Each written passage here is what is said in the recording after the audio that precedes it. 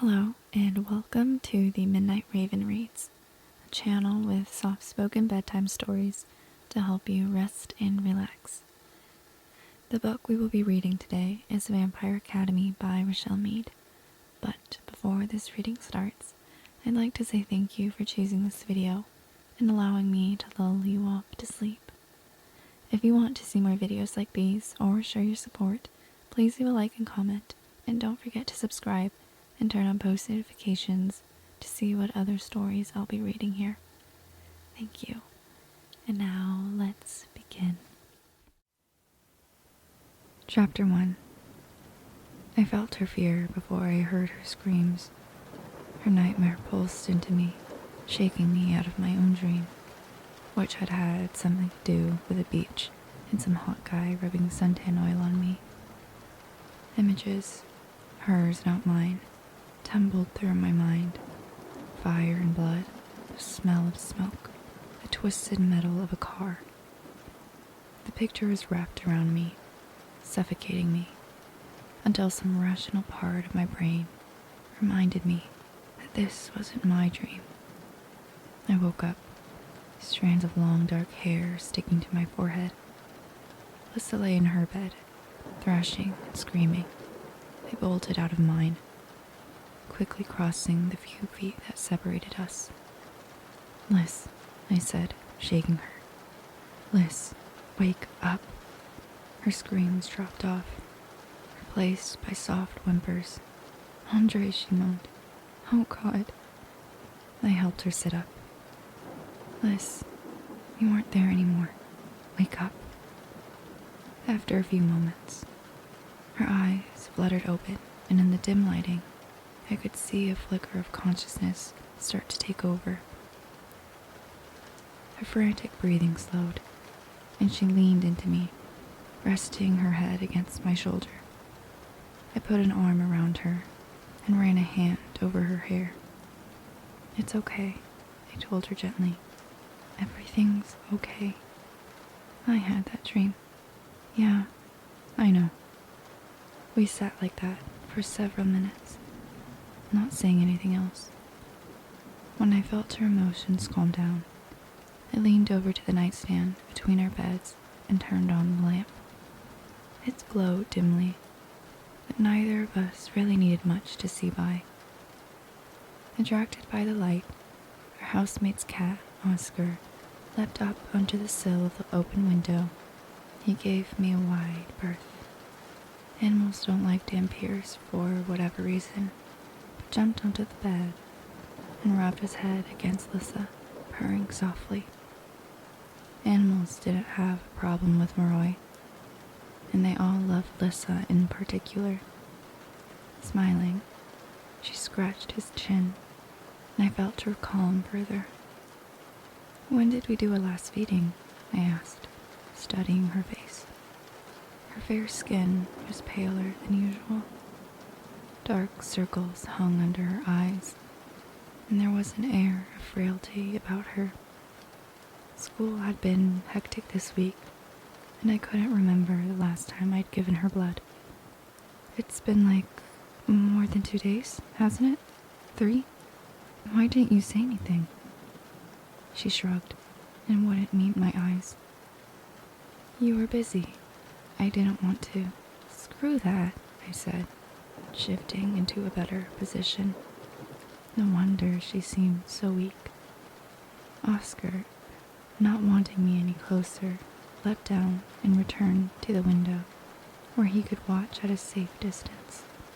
"Come on, let's do this." "Rose, come on. It'll make you feel better." I tilted my head and tossed my hair back, baring my neck. I saw her hesitate, but the sight of my neck and what it offered proved too powerful. A hungry expression crossed her face, and her lips parted slightly, exposing the fangs she normally kept hidden while living among humans. Those fangs contrasted oddly with the rest of her features, with her pretty face and pale blonde hair. She looked more like an angel than a vampire. As her teeth neared my bare skin, I felt my heart race with a mix of fear and anticipation. I always hated feeling the latter, but it was nothing I could help, a weakness I couldn't shake. Her fangs bit into me hard, and I cried out at the brief flare of pain. Then it faded, replaced by a wonderful golden joy that spread through my body. It was better than any of the times I'd been drunk or high. Better than sex, or so I imagined, since I'd never done it. It was a blanket of pure, refined pleasure, wrapping me up and promising everything would be right in the world. On and on it went. The chemicals in her saliva triggered an endorphin rush, and I lost track of the world, lost track of who I was. Then, regretfully, it was over. It had taken less than a minute. She pulled back, wiping her hand across her lips as she studied me. "You okay?" Yeah. I lay back on the bed, dizzy from the blood loss. "I just need to sleep it off. I'm fine." Her pale jade green eyes watched me with concern. She stood up. "I'm going to get you something to eat." My protest came awkwardly to my lips, and she left before I could get out a sentence. The buzz from her bite had lessened as soon as she broke a connection, but some of it still lingered in my veins, and I felt a goofy smile cross my lips. Turning my head, I glanced up at Oscar, still sitting in the window. "You don't know what you're missing," I told him. His attention was on something outside. Hunkering down into a crouch, he puffed out his jet black fur. His tail started twitching. My smile faded, and I forced myself to sit up. The world's fun, and I waited for it to right itself before trying to stand. When I managed it, the dizziness set in again, and this time refused to leave.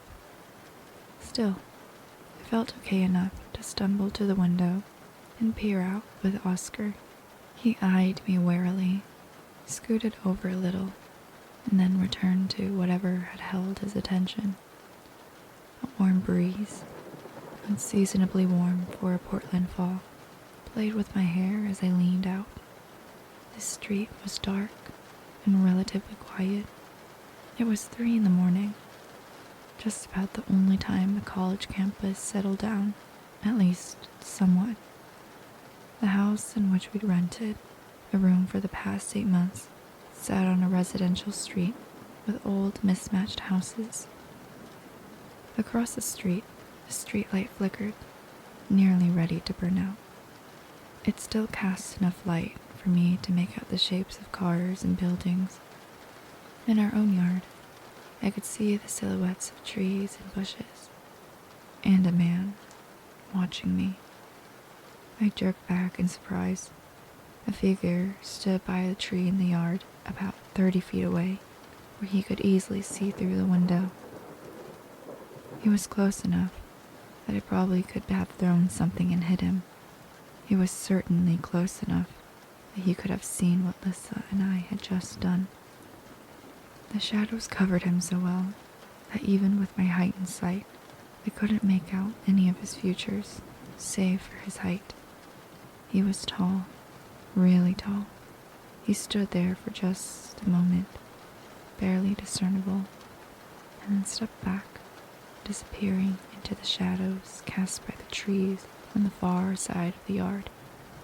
I was pretty sure I saw someone else move nearby and join him before the blackness swallowed them both. Whoever those figures were, Oscar didn't like them. Not counting me, he usually got along with most people, growing upset only when someone posed in immediate danger. The guy outside hadn't done anything threatening to Oscar, but the cat had sensed something that put him on edge. Something similar to what you always sensed in me. Icy fear raced through me, almost, but not quite, eradicating the lovely bliss of Lissa's bite. Backing up from the window, I jerked on a pair of jeans that I found on the floor, nearly falling over in the process. Once they were on, I grabbed my coat and Lissa's, along with our wallets. Shoving my feet into the first shoes I saw, I headed out the door. Downstairs, I found her in the cramped kitchen, rummaging through the refrigerator. One of our housemates, Jeremy, sat at the table, hand on his forehead, as he stared sadly at a calculus book. Lissa regarded me with a surprise. "You shouldn't be up. We have to go. Now." Her eyes widened, and then a moment later, understanding clicked in. "Are you... really? Are you sure?" I nodded. I couldn't explain how I knew for sure. I just did. Jeremy watched us curiously. "What's wrong?" An idea came to mind. "Liz, get his car keys." He looked back and forth between us. "What are you..." Lissa unhesitatingly walked over to him. Her fear poured into me through our psychic bond, but there was something else too. Her complete faith that I would take care of everything, that we would be safe, like always. I hoped I was worthy of that kind of trust. She smiled broadly and gazed directly into his eyes. For a moment, Jeremy just stared, still confused, and then I saw the thrall seize him. His eyes glazed over, and he regarded her adoringly. "We need to borrow your car," she said in a gentle voice. "Where are your keys?" He smiled and I shivered. I had a high resistance to compulsion, but I could still feel its effects when it was directed at another person. That, and I'd been taught my entire life that using it was wrong. Reaching into his pocket, Jeremy handed over a set of keys hanging on a large red keychain. "Thank you," said Lissa. "And where is it parked?" "Down by the street," he said dreamily. "At the corner, by Brown. 4 blocks away." "Thank you," she repeated, backing up. "As soon as we leave, I want you to go back to study. Forget you ever saw us tonight." He nodded obligingly. I got the impression he would have walked off a cliff for her right then if she'd asked.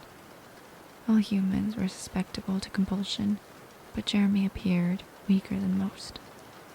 That came in handy right now. "Come on," I told her. "We've got to move." We stepped outside, heading toward the corner he'd named. I was still dizzy from the bite and kept stumbling, unable to move as quickly as I'd wanted.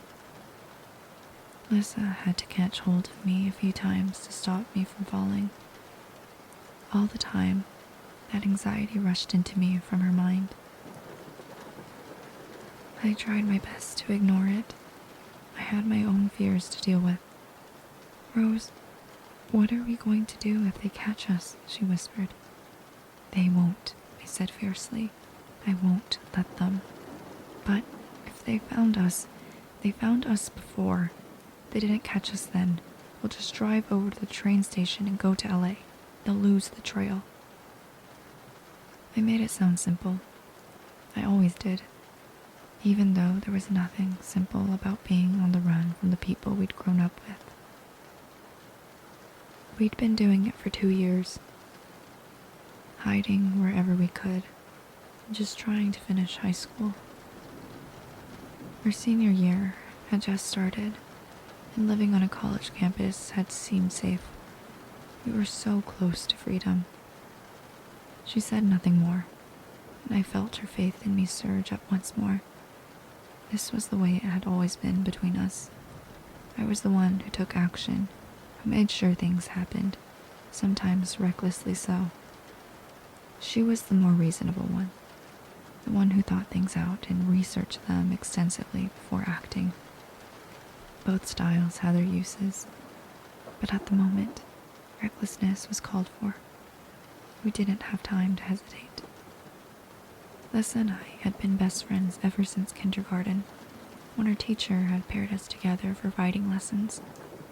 Forcing 5-year-olds to spell Vasilisa Dragomir and Rosemary Hathaway was beyond cruel, and we, or rather I'd, responded appropriately. I chucked my book at our teacher and called her a fascist bastard. I hadn't known what those words meant, but I'd known how to hit a moving target. Lissa and I had been inseparable ever since. "Do you hear that?" she asked, suddenly. It took me a few seconds to pick up what her sharper senses already had. Footsteps, moving fast. I grimaced. We had 2 more blocks to go. "We've got to run for it," I said, catching hold of her arm. "But you can't." "Run!" It took every ounce of my willpower not to pass out on the sidewalk. My body didn't want to run after losing blood, or while still metabolizing the effects of her saliva. But I ordered my muscles to stop their pitching and clung to Lissa as her feet pounded against the concrete. Normally, I could have outrun her without any extra effort, particularly since she was barefoot, but tonight, she was all that held me upright. The pursuing footsteps grew louder, closer. Black stars danced before my eyes. Ahead of us, I could make out Jeremy's green Honda. And oh God, if we could just make it. 10 feet from the car, a man stepped directly in our path. We came to a screeching halt, and I jerked Lissa back by her arm. It was him, the guy I'd seen across the street watching me. He was older than us, maybe mid-20s, and as tall as I'd figured, probably 6'6" or 6'7". And under different circumstances, say when he wasn't holding up or desperate escape, I would have thought he was hot. Shoulder-length brown hair, tied back in a short ponytail, dark brown eyes, a long brown coat, duster, I thought it was called. But his hotness was irrelevant now. He was only an obstacle, keeping Lissa and me away from the car and our freedom. The footsteps behind us slowed, and I knew our pursuers had caught up. Off to the sides, I detected more movement, more people closing in.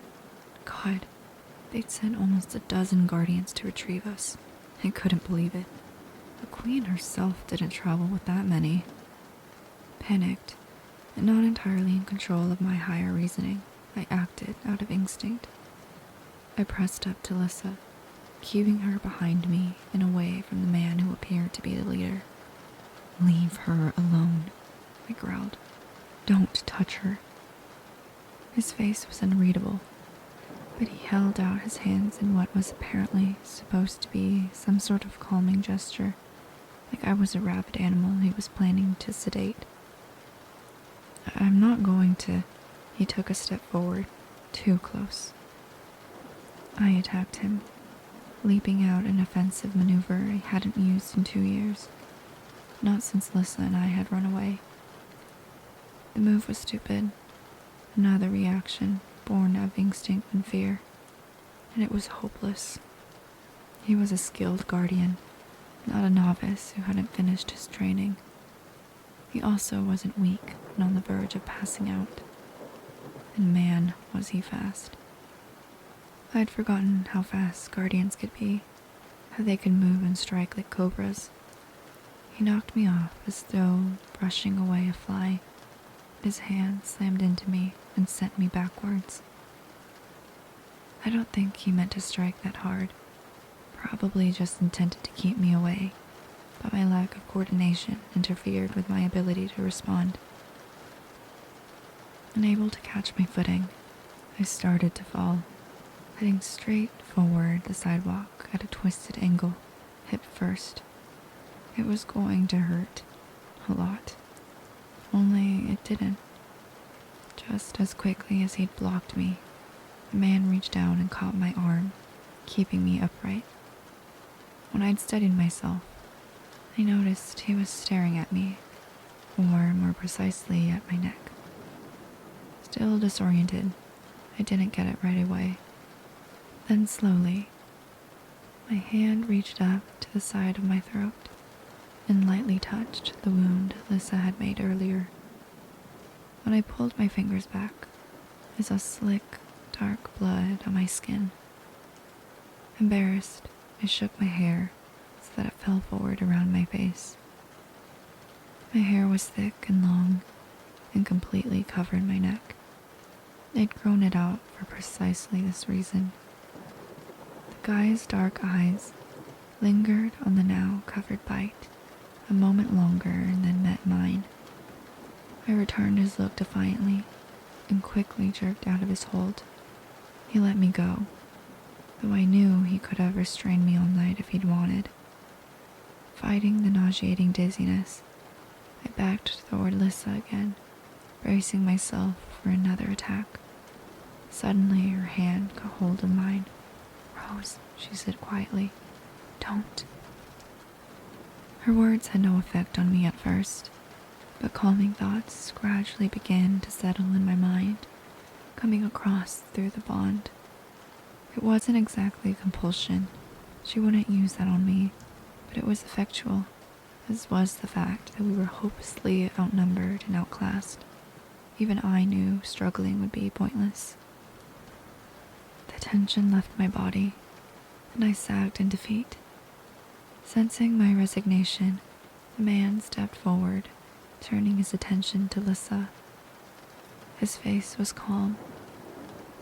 He swept her brow and managed to look graceful doing it, which surprised me, considering his height.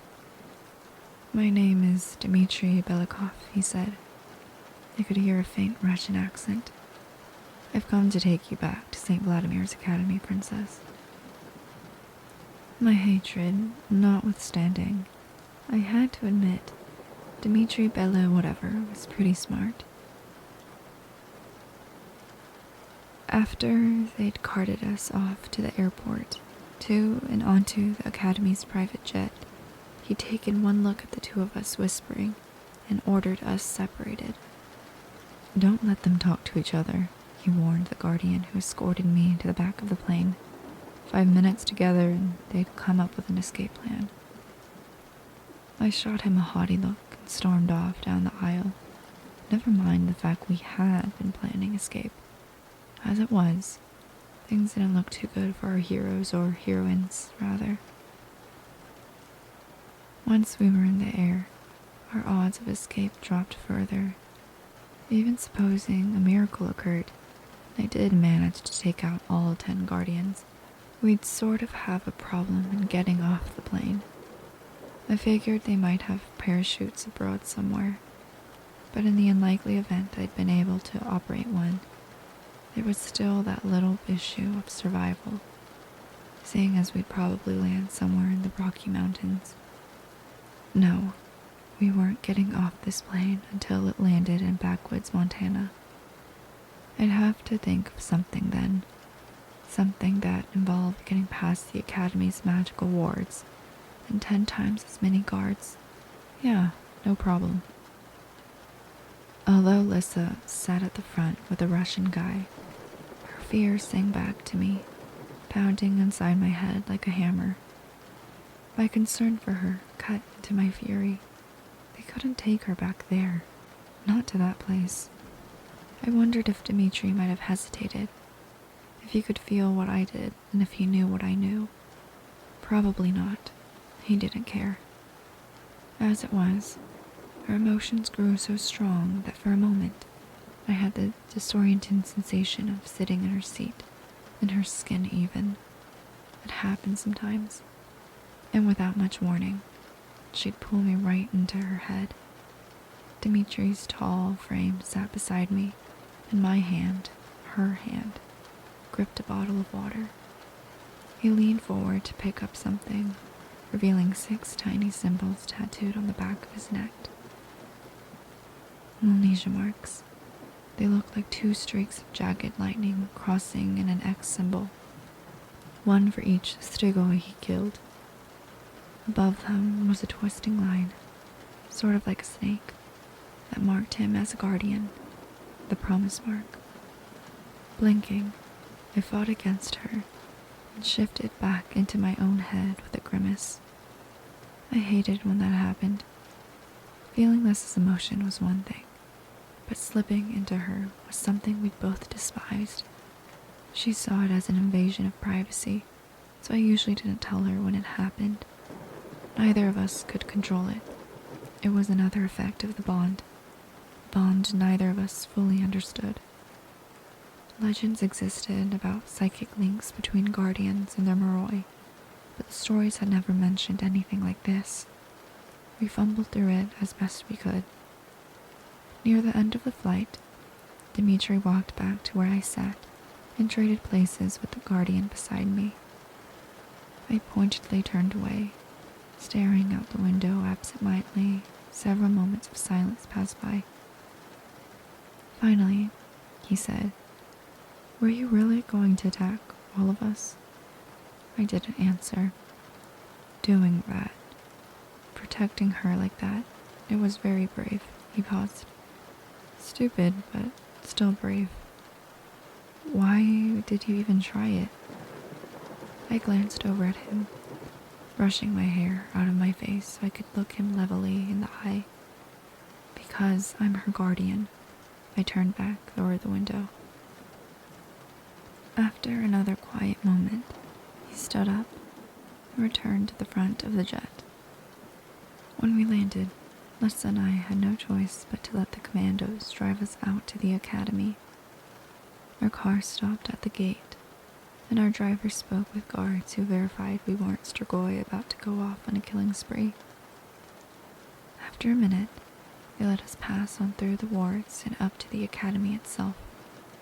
It was around sunset, the start of the vampiric day, and the campus lay wrapped in shadows. It probably looked the same, sprawling and gothic. The Moroi were big on tradition. Nothing ever changed with them. The school wasn't as old as the ones back in Europe, but it had been built in the same style. The buildings boasted elaborate, almost church-like architecture, with high peaks and stone carvings. Wrought iron gates enclosed small gardens and doorways here and there. After living on a college campus, I had a new appreciation for just how much this place resembled a university more than a typical high school. We were on the secondary campus, which was divided into lower and upper schools. Each was built around a large open quadrangle, decorated with stone paths and enormous century-old trees. We were going toward the upper school squad, which had academic buildings on one side, while Dampier dormitories and the gym sat opposite. Moroi dorms sat on one of the other ends, and opposite them were the administrative buildings that also served the lower school. Younger students lived on the primary campus, farther to the west. Around all the campuses was space, space, and more space. We were in Montana after all, miles away from any real city. The air felt cool in my lungs and smelled of pine and wet, decaying leaves. Overgrown forest ringed the perimeters of the academy, and during the day, you could see mountains rising up in the distance. As we walked into the main part of the upper school, I broke from my guardian and ran up to Dimitri. "Hey, comrade." He kept walking and wouldn't look at me. "You want to talk now?" "Are you taking us to Kurova?" "Headmistress Kurova," he corrected. On the other side of him, Lessa shot me a look that said, "Don't start something." The headmistress, whatever, she's still a self-righteous old bit. My words faded as the guardians led us through a set of doors, straight into the commons. I sighed. Were these people really so cruel? There had to be at least a dozen ways to get to Kurova's office.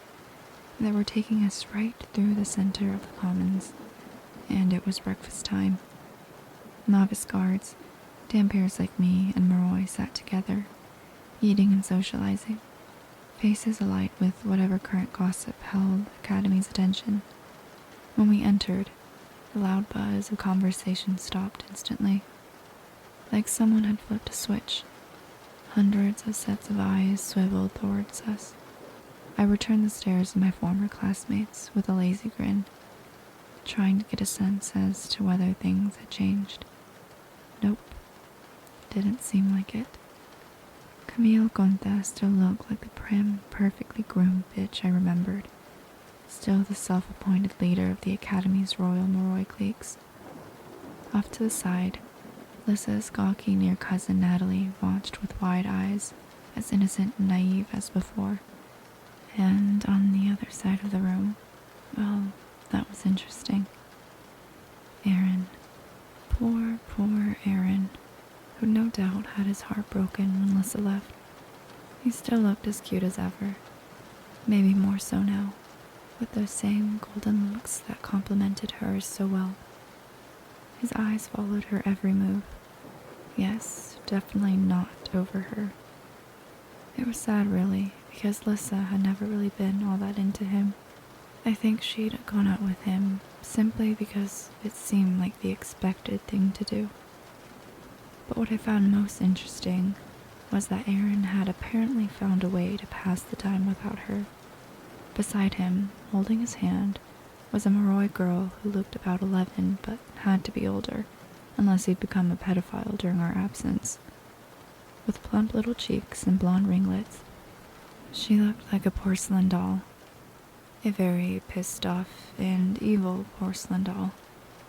She gripped his hand tightly and shot Lissa a look of such burning hatred that it stunned me. What the hell was that all about?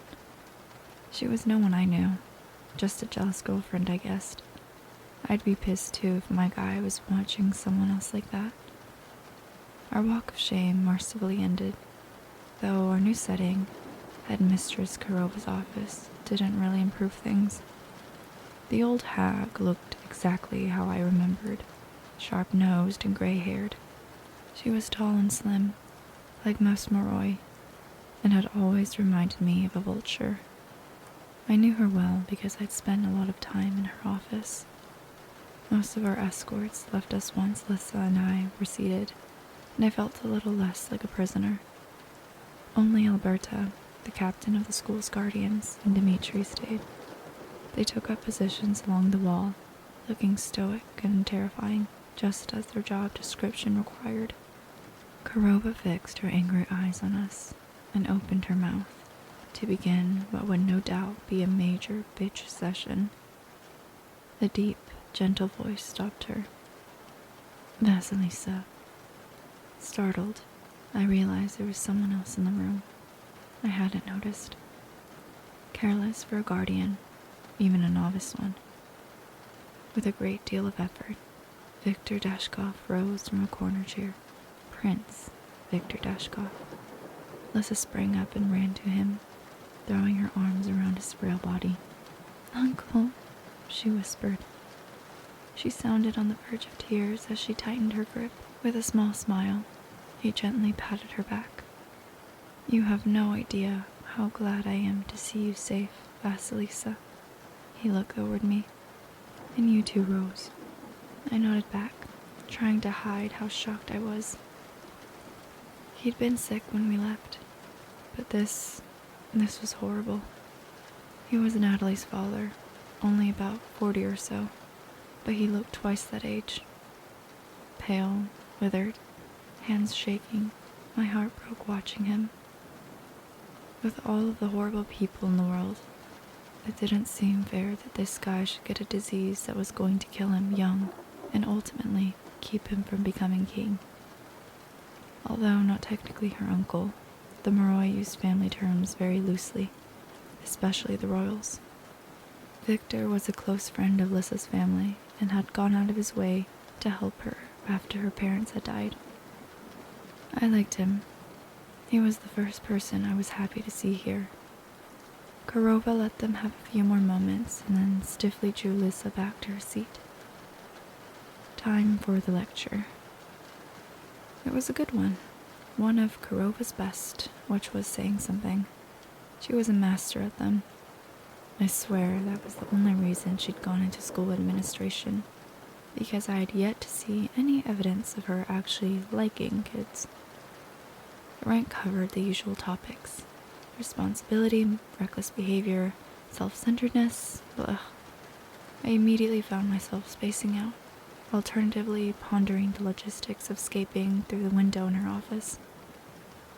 But when the tirade shifted to me, well, that was when I tuned back in. You, Miss Hathaway, broke the most sacred promise among our kind. The promise of guardian to protect a Moroi. It is a great trust, a trust you violated by selfishly taking the princess away from here. The Strigoi would love to finish off the Dragomirs. You nearly enabled them to do it. Rose didn't kidnap me. Lessa spoke before I could, her voice and face calm, despite her uneasy feelings. I wanted to go. Don't blame her. Miss Kurova tusked at us both and paced the office, hands folded behind her narrow back. Miss Dragomir, you could have been the one who orchestrated the entire plan for all I know, but it was still her responsibility to make sure you didn't carry it out. If she'd done her duty, she would have notified someone. If she'd done her duty, she would have kept you safe. I snapped. I did do my duty, I shouted, jumping up from my chair. Dimitri and Alberta both flinched but left me alone since I wasn't trying to hit anyone. Yet. I did keep her safe. I kept her safe when none of you, I made a sweeping gesture around the room, could do it. I took her away to protect her. I did what I had to do. You certainly weren't going to. Through the bond, I felt Lissa trying to send me calming messages, again urging me not to let my anger get the best of me. Too late. Kurova stared at me, her face blank. Miss Hathaway, forgive me if I fail to see the logic of how taking her out of a heavily guarded, magically secured environment is protecting her. Unless there's something you aren't telling us. I bit my lip. I see. Well then, by my estimation, the only reason you left, aside from the novelty of it, no doubt, was to avoid the consequences of that horrible, destructive stunt you pulled just before your disappearance. No, that's not. And that only makes my decision much, much easier. As a Moroi, the princess must continue on here at the academy for her own safety, but we have no such obligations to you. You will be sent away as soon as possible. My cockiness dried up. What? Lisa stood up beside me. You can't do that. She's my guardian. She is no such thing, particularly since she isn't even a guardian at all. She's still a novice. But my parents, I know what your parents wanted. God rest their souls, but things have changed. Miss Hathaway is expendable. She doesn't deserve to be a guardian, and she will leave. I stared at Kurova, unable to believe what I was hearing. Where are you going to send me? To my mom in Nepal? Did she even know I was gone? Or maybe you'll send me off to my father. Her eyes narrowed at the bite in that last word. When I spoke again, my voice was so cold I barely recognized it. Or maybe you're going to try to send me off to be a blood whore. Try that and we'll be gone by the end of the day. Miss Hathaway, she hissed. You are out of line. They have a bond. Dimitri's low, accented voice broke the heavy tension, and we all turned toward him. I think Kurova had forgotten he was there, but I hadn't. His presence was way too powerful to ignore. He still stood against the wall, looking like some sort of cowboy sentry in that ridiculous long coat of his. He looked at me, not Lissa, his dark eyes staring straight through me. Rose knows what Vasilisa's feeling, don't you? I at least had the satisfaction of seeing Kurova caught off guard as she glanced between us and Dimitri. No, that's impossible. That hasn't happened in centuries. It's obvious, he said. I suspected as soon as I started watching them. Neither Lissa nor I responded, and I averted my eyes from his. That is a gift, murmured Victor from his corner. A rare and wonderful thing. The best guardians always have that bond, added Dmitri. In the stories. Kurova's outrage returned. Stories that are centuries old, she exclaimed. Surely you aren't suggesting we let her stay at the academy after everything she's done? He shrugged. She might be wild and disrespectful, but if she has potential... Wild and disrespectful? I interrupted. Who the hell are you anyway? Outsourced help? Guardian Belikov is the princess's guardian, said Kurova. Her sanctioned guardian. You got cheap foreign labor to protect Lissa?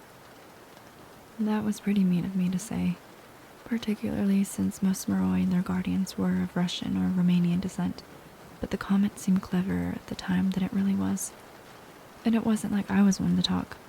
I might have been raised in the U.S., but my parents were foreign-born. My Dampier mother was Scottish, red-haired, with a ridiculous accent. I'd been told my Moroi dad was Turkish. That genetic combination had given me skin the same color as the inside of an almond, along with what I'd like to think were semi-exotic desert princess features. Big dark eyes and hair so deep brown that it usually looked black.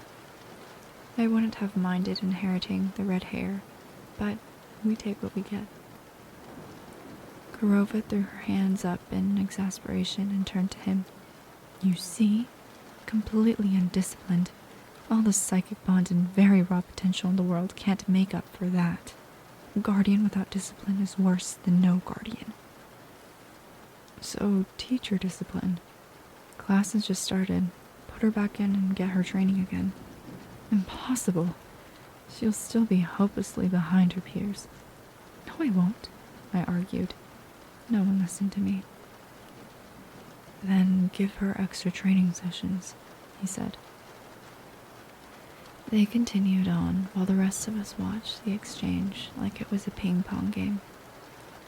My pride was still hurt over the ease with which Dmitri had tricked us, but it occurred to me that he might very well keep me here with Lissa. Better to stay at this hellhole than be without her. Through our bond, I could feel her trickle of hope. Who's going to put in the extra time? Demanded Kurova. You? Dimitri's argument came to an abrupt stop. Well, that's not what I... Kurova crossed her arms with satisfaction.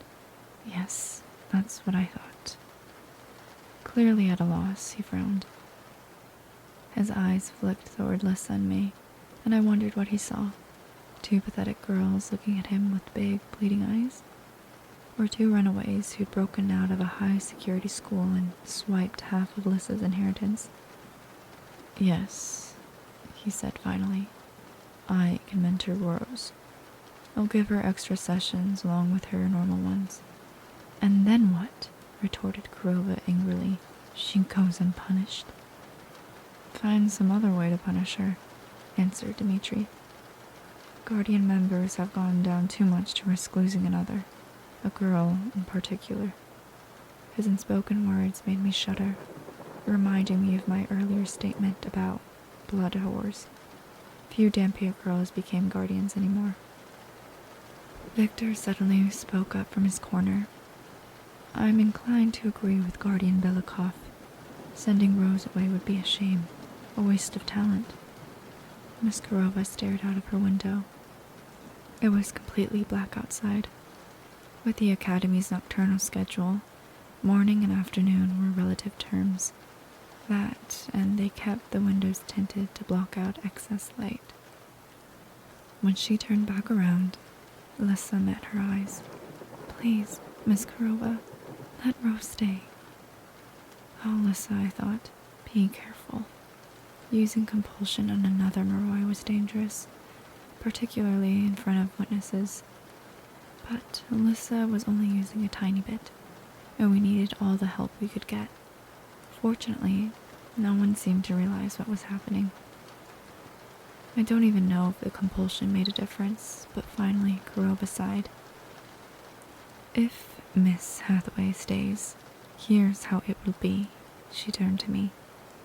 "Your continued enrollment at St. Vladimir's is strictly probationary. You step out of line once and you're gone. You will attend all classes and required trainings for novices your age. You will also train with Guardian Belikov in every spare moment you have, before and after classes. Other than that, you are banned from all social activities, except meals, and will stay in your dorm. Fail to comply with any of this, and you will be sent away." I gave a harsh laugh. "Banned from all social activities? Are you trying to keep us apart?" I nodded toward Lissa. "Afraid we'll run away again?" "I'm taking precautions. As I'm sure you recall, you were never properly punished for destroying school property. You have a lot to make up for." Her thin lips tightened into a straight line. "You are being offered a very generous deal. I suggest you don't let your attitude endanger it."